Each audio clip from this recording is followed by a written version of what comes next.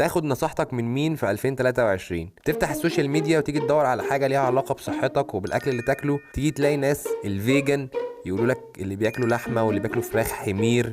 ولو انت فكرت بس تسمع كلامهم هتروح ماشي فيجن، فهتروح واكل خضروات وفاكهه.